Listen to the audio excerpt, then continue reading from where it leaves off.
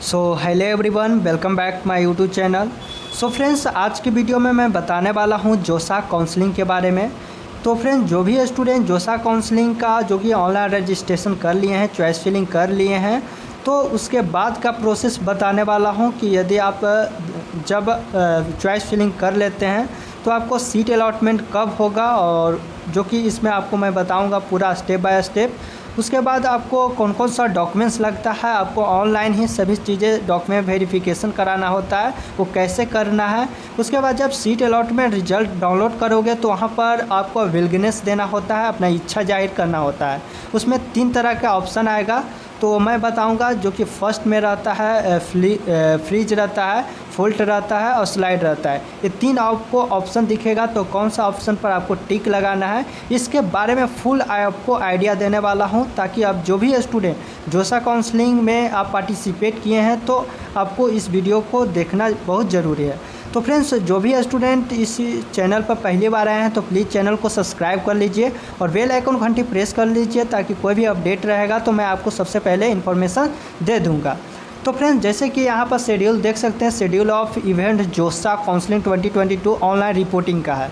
तो यहाँ पर डेट दिया हुआ है, टाइम भी दिया हुआ है और इवेंट क्या क्या है उसके बारे में तो मैं एक एक करके मैं आपको बताऊँगा फ्रेंड्स। जैसे कि फ्रेंड्स, यहाँ पर देख सकते हैं कि सितंबर 11 तारीख को आप लोगों को जे एडवांस का रिज़ल्ट आ गया था 2022 का। उसके बाद 12 सितंबर से आप लोगों का चॉइस फिलिंग स्टार्ट हुआ था, यानी कि कॉलेज का चॉइस फिलिंग रजिस्ट्रेशन स्टार्ट हुआ था। तो आप लोग कर लिए होंगे, जो भी स्टूडेंट नहीं किए हैं तो आपको अभी भी टाइम है। आज 17 सितंबर हो गया है, 12 से लेकर 21 सितंबर तक आप लोग को ऑनलाइन रजिस्ट्रेशन चॉइस फिलिंग कर सकते हैं। यहाँ पर देख सकते हैं कि लिखा हुआ है JoSAA end auto system locking of choice filling. तो उसके बाद आप लॉग भी कर सकते हैं, उसके बारे में भी बता दूंगा। तो फ्रेंड्स, आपको 12 से लेकर 21 तारीख तक आपको चॉइस फिलिंग रजिस्ट्रेशन करना होता है। तो आप जोसा काउंसलिंग के ऑफिशियल वेबसाइट पर जाकर आप जोसा काउंसलिंग का आप चॉइस फिलिंग कर सकते हैं। उसके बाद फ्रेंड्स, मैं आपको बताने वाला हूं कि 18 तारीख को आपको मॉक सीट एलोकेशन आएगा। यानी इसमें क्या मॉक सीट एलोकेशन में क्या, कल के डेट में, यानी कि कल है 18 सितंबर, तो आपको मॉक सीट एलोकेशन आएगा, जो कि जो चॉइस फिलिंग किए होंगे वो मैं बता देता हूं। जैसे कि फ्रेंड्स, आप पहले जब जेईई मेन के एडवांस का या तो जेईई का आप एग्ज़ाम दे रहे थे, उससे पहले एक मॉक टेस्ट होता था। उससे पता चलता था कि मैं कितना प्रिपरेशन किया हूं, और उसमें आपको एक अंदाज़ा मिल जाता था कि ये सब कॉलेज ये सब हमको इतना स्कोर उठा सकते हैं। उसी तरह आपको मॉक सीट एलोकेशन में होगा कि जो भी आप चॉइस फिलिंग किए होंगे तो उसमें एक आपको मॉक सीट एलोकेट कर देगा कि आपको ये सब कॉलेज में आपको ये सीट अलॉट हो सकता है। तो कल के डेट में यही आएगा। उसके बाद एक 20 तारीख को आएगा मॉक सीट एलोकेशन सेकेंड, जो कि उसी टाइम फ्रेंड्स जब आप करते हैं तो आपको एक कैंडिडेट लॉ का भी चॉइस का ऑप्शन आ जाएगा। तो जो भी स्टूडेंट करना चाहते हैं तो कर लीजिएगा, यदि नहीं भी करते हैं तो ऑटो वो जो कि लॉक कर दिया जाएगा जोसा काउंसलिंग के ऑफिशियल वेबसाइट से, यानी कि वहाँ से ऑफिशियली ये लॉक कर देगा। उसके बाद फ्रेंड्स, यहाँ पर आपको मैं एक एक करके मैं बताता हूँ। उसके बाद यहाँ 21 तो लास्ट हो गया जोसा काउंसलिंग का। उसके बाद 22 तारीख को reconciliation of data verification validation of allocation seat हो जाएगा। और उसके बाद फर्स्ट राउंड का यहाँ पर देख सकते हैं फ्रेंड्स कि फर्स्ट राउंड का आपको सीट अलॉटमेंट यहाँ पर दिया हुआ है टाइम, सितंबर 23 से लेकर 26 तक 5 बजे से लेके देख सकते हैं 17 सितंबर 26, यानी कि आपको 23 तारीख से लेकर 26 तारीख तक online reporting, fee payment, documents upload, responsible by candidate to query. इसमें क्या क्या होगा मैं आपको समझाता हूँ। जैसे कि आपको 23 से 26 तारीख को डेट दिया जाएगा, जिसमें ऑनलाइन रिपोर्टिंग करने के लिए, जिसमें आपको फ़ी पेमेंट करना होगा। आपको पता है कि फ़ी आपको जो भी स्टूडेंट यूआर कैटेगरी से आते हैं, यानी जनरल से आते हैं, उसके बाद ईडब्ल्यूएस से आते हैं, ओबीसी से आते हैं, तो उसको 35,000 आपको पे करना होता है। उसके बाद यदि आप एससी एसटी कैटेगरी से आते हैं तो 15,000 आपको पेमेंट आपको करना होता है। तो फ्रेंड्स, आपको समझ में आ गया फ़ी पेमेंट का। उसके बाद डॉक्यूमेंट्स अपलोड करना होता है। तो 23 तारीख को जैसे ही आता है तो आपको डॉक्यूमेंट अपलोड करना होता है। तो डॉक्यूमेंट्स में क्या क्या अपलोड करना है ये आप ध्यान से रखिए, और आपको मैं बताता हूँ कि क्या क्या आप डॉक्यूमेंट्स अपलोड करिएगा। तो सबसे पहले 10th मार्कशीट आप डाउनलोड, यानी कि 10th का सर्टिफिकेट होगा वो आप अपलोड करना है। उसके बाद 12th का, फिर उसके बाद आएगा 3rd में स्टेट ऑफ एलिजिबिलिटी प्रूफ 12। तो आपको स्टेट ऑफ एलिजिबिलिटी प्रूफ में आपको 12th का सर्टिफिकेट आप या तो मार्कशीट होगा वो डालना है। उसके बाद कैटेगरी सर्टिफिकेट आएगा तो कैटेगरी सर्टिफिकेट अपना डाल देना, और नहीं है तो मैं डिस्क्रिप्शन में उसका फॉर्मेट दे दूंगा, तो वहाँ से आप उस तरह का फॉर्मेट यदि पहले वाला है तो उसी में आप जहाँ से भी बनाए होगा वहाँ से आप जाके कर सकते हैं। उसके बाद आता है मेडिकल सर्टिफिकेट। तो मेडिकल सर्टिफिकेट सभी स्टूडेंट को करना होता है, तो आप जाकर मेडिकल सर्टिफिकेट भी बना सकते हैं, और मेडिकल सर्टिफिकेट का भी मैं फॉर्मेट आपको डिस्क्रिप्शन में दे दिया हूं, तो वहां पर आपको लिख लेना है। और उसको कैसे बनाना है फ्रेंड्स, अपने सदर हॉस्पिटल नियर जो सदर हॉस्पिटल वहां पर जाना है, और वहां से जो भी आपको फॉर्मेट में रहेगा नेम वगैरह और जो भी डिटेल्स रहेगा वहां पर आपको भरना है। भरने के बाद वहां पर रजिस्ट्रेशन का, और वहाँ पर जो MBBS जो भी होंगे सदर हॉस्पिटल के इंचार्ज, वहाँ से रजिस्ट्रेशन नंबर आता है, तो वहाँ रजिस्ट्रेशन नंबर कर देंगे तो आपका मेडिकल सर्टिफिकेट हो जाएगा। अब बड़ी बात ये हो जाता है फ्रेंड्स कि जब आप सीट अलॉटमेंट करते हैं, सीट अलॉटमेंट रिजल्ट चेक करते हैं, यानी कि डाउनलोड करते हैं, तो डाउनलोड करने के बाद आपको 3 ऑप्शन आता है। फर्स्ट आता है ऑप्शन आएगा फ्रीज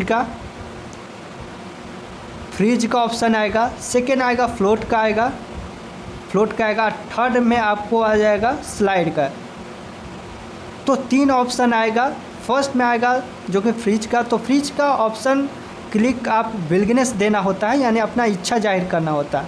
तो फ्रीज का यदि ऑप्शन पर क्लिक करते हैं तो आपको फ्रेंड्स मैं बता दूं, जैसे कि आप जब चॉइस फिलिंग किए होंगे तो मान लो कि इलाहाबाद के आपको इलेक्ट्रिकल ब्रांच आप चॉइस किए हैं, ठीक, 10th नंबर में। यदि इलेक्ट्रिकल ब्रांच आपको चाहिए और यदि फ्रीज का ऑप्शन चॉइस कर लेते हैं तो फ्रेंड्स आपको सेकेंड राउंड में जाने की अनुमति नहीं दिया जाएगा। तो आप फ्रीज का ऑप्शन यदि चाहते हैं, वैसे स्टूडेंट करना चाहते हैं जो जिनका आपको यदि लगता है कि हमको यही कॉलेज चाहिए, वही फ्रीज का ऑप्शन चॉइस करें।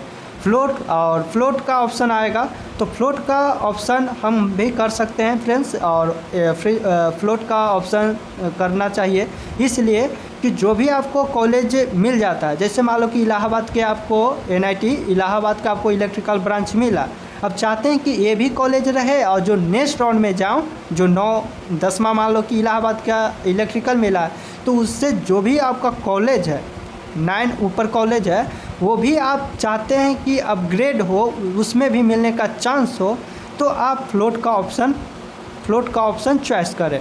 थर्ड में आ जाएगा स्लाइड का ऑप्शन। कब आप चॉइस कीजिएगा, जब आपका पार्टिकुलर कोई एक कॉलेज में एडमिशन लेना है, जैसे कि इलाहाबाद में जो भी आप यूपी से आते हैं, तो मैं कहता रहा हूँ कि जैसे यूपी से आते हो उत्तर प्रदेश से, तो यदि इलाहाबाद के आपको इलेक्ट्रिकल ब्रांच चाहिए, हाँ, और उसी कॉलेज में यदि आपको CSE IT ब्रांच या अदर ब्रांचेज लेना है तो आप स्लाइड का ऑप्शन चूज करें, इसलिए क्योंकि आपको वही कॉलेज में आपको अदर ब्रांच मिलेगा या अदरवाइज दूसरा आपको कॉलेज नहीं मिलेगा।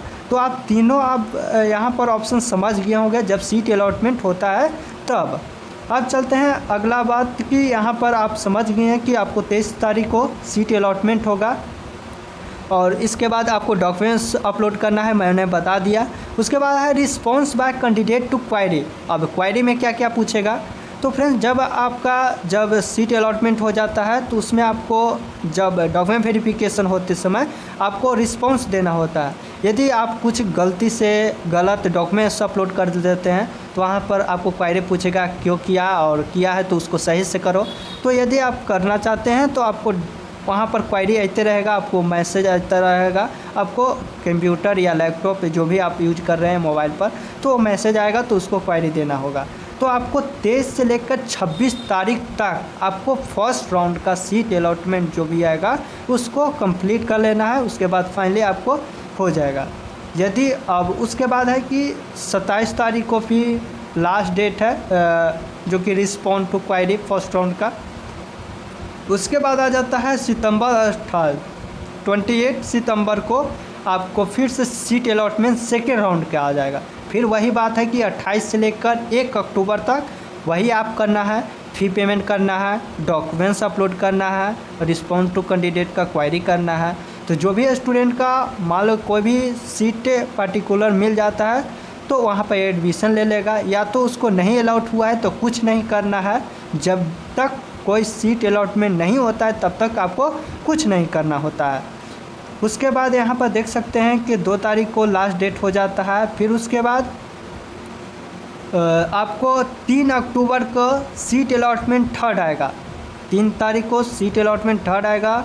उसके बाद आपको 4 तारीख को इसका क्वायरी का लास्ट डेट है। फिर उसके बाद सीट अलॉटमेंट 5 आएगा। 5 तारीख को 5 राउंड का जो सीट अलॉटमेंट है 12 अक्टूबर को पब्लिश करेगा। उसमें भी टाइम आपको दिया हुआ है 12 से 14। आप डॉक्यूमेंट वेरिफिकेशन जो भी है और को मैं बता दिया हूँ। उसके बाद आपको राउंड 6 का 16 अक्टूबर का आएगा। इसमें भी 16 से 17 आपको डॉक्यूमेंट वेरिफिकेशन कराना है, पेमेंट करना है। और उसके बाद 17 तारीख को लास्ट डेट है रिस्पॉन्स का। और उसके बाद यहाँ पर देख सकते हैं कि अक्टूबर 16-18 से लेकर NIT सिस्टम चलेगा, जो कि सीसॉप काउंसलिंग होगा। उसका बाद एक वीडियो मैं बना दूंगा सीसॉप काउंसलिंग का।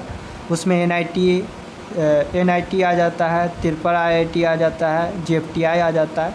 तो तीनों को मैं आपको बताऊंगा ये सीसॉप काउंसलिंग कैसे होता है। तो फ्रेंड्स आप लोग फाइनली आप लोग समझ गए होंगे तो आप यदि वीडियो को जल्दी से लाइक कर दीजिए और चैनल पर पहली बार आए हैं तो सब्सक्राइब कर ले रहिए, ताकि हर पल का अपडेट आपको मिलता रहेगा आपको जोसा काउंसलिंग से रिलेटेड। तो चलते हैं। Thank you so much friends.